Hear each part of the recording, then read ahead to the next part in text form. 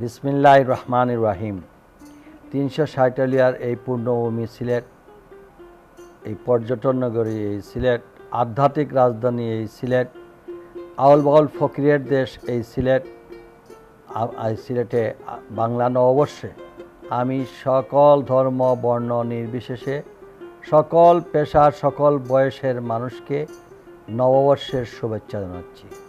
সেই সঙ্গে বাংলা নববর্ষে উদযাপন করতে গিয়ে আমরা সুন্দর, সুষ্ঠু এবং শৃঙ্খলার মধ্য দিয়ে আগামী দিনের যে স্বপ্ন, সেই স্বপ্ন লক্ষ্যে আমরা পৌঁছাতে হবে। সামনের দিনগুলোকে যাতে আরও সুন্দর সাবলীলভাবে আমরা আমাদের দেশটা তথা এই পুণ্যভূমি, এই নগরীকে একটি মডেল নগরী হিসাবে, একটি আধ্যাত্মিক রাজধানী হিসাবে, একটি পর্যটন নগরী হিসাবে আবির্ভূত করতে চাই।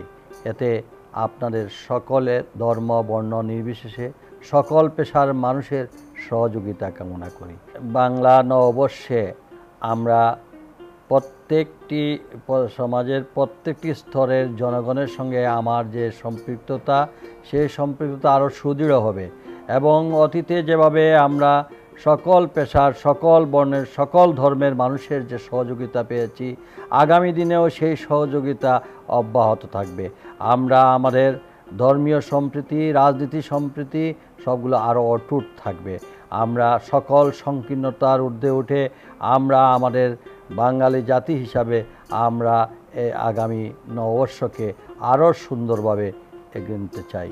আমরা নতুন বাংলাদেশ, নতুন সিলেটকে দেখতে চাই। আল্লাহ হাফিজ।